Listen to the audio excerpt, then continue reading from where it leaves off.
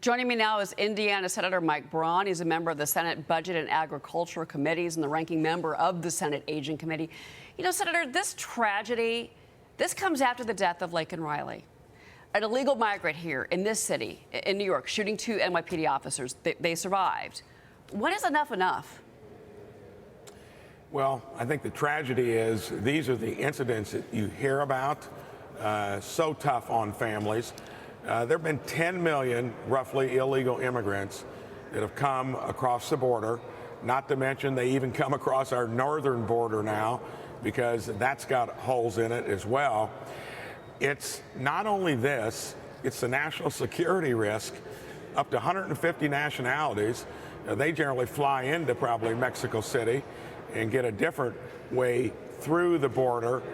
We're setting ourselves up for something that I feel and many other senators do that is going to be a big deal when you let that border open so long. So we've got what you just talked about, and they're doing it for a very crass reason. From the beginning, we had record low illegal crossings under Trump.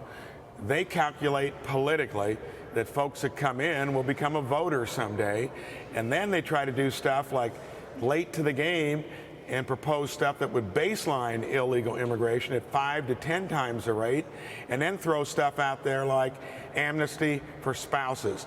They're trying to play both ends of the spectrum. It will be the biggest issue in November. Well, the Wall Street Journal actually writes about that this morning and says that, and they cite internal Democratic polling that found that most Americans support granting legal status to spouses of U.S. citizens. That's what the administration is doing today. There's going to be a big event at the White House. They're going to be talking about DACA, the 2012 program that's reemerged as a talking point. I say this talking point because this seems politically motivated. No doubt about it, because it would take 60 senators. And on any of those issues, we'll roll up our sleeves and look at them. It's got to be based on a completely secure border. Until we get that, none of that other stuff can come on the table. But they are fast-footed. They think they can have it both ways, put enough money behind it, you push the narrative out there, and they think that will soften the blow that they're going to get in November. You know, we got to be careful. Yeah, well, obviously these orders and these actions are, the timing is as we head towards November, so let's talk about November. House Speaker Mike Johnson did meet with former President Trump at Mar-a-Lago yesterday. After the meeting, the speaker posted this photo on X of the two gentlemen, and then Johnson wrote this: "It was great to meet with President Trump today at Mar-a-Lago. Our party is united and working together. I'm confident we will send President Trump back to the White House, win back the Senate, and grow our House Republican majority." You know, there's a new poll that finds that former President Trump is leading Biden by 18 points in Iowa, Senator. That was once a swing state. Remember, Obama won the Hawkeye state in both 2008 and 2012. And pollster Frank Luntz wrote on X, in 2020, Trump won Iowa by 8 points. Now Iowa's best pollster shows him up 18 in the state. Bad news for Biden in more competitive Midwestern states like Wisconsin, like Michigan. This is coming down to the swing state, Senator. I know you met with the former president last week. So what do you make of the state of the race right now with all of that data in front of you? Well, that would scare me as a Democrat, because Iowans are going to be very similar to the Badger state. So that is the swingiest of all swing states. When I was with the president last week, there is unity in that room. And what is drawing everybody together is how blatantly bad things are. We haven't mentioned the sugar high economy. That's the number 2 issue. There are going to be signs on the horizon that that's not working. That's benefited mostly government and big companies that have gotten borrowed money invested into them. That's going to start to fall apart. So many big issues out there. Border will be number 1.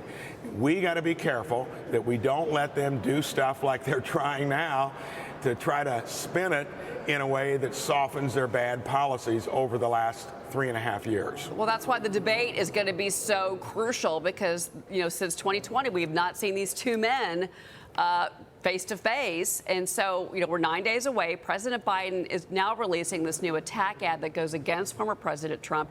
in the swing states, and it's focusing on Trump's legal woes. Watch this. This election is between a convicted criminal who's only out for himself and a president who's fighting for your family. You know, some Republican lawmakers are suggesting that if New York Judge Merchan sends Trump to jail before the convention, the sentencing is on the 11th of July, the 15th is when the convention starts, that would seal a red wave in November. What do you say? No doubt about it. I mean, let's just look at as all the indictments have come along. He has strengthened that floor. Biden is, doddering around on a stage, having to be led off. He looks weak. His policies are bad.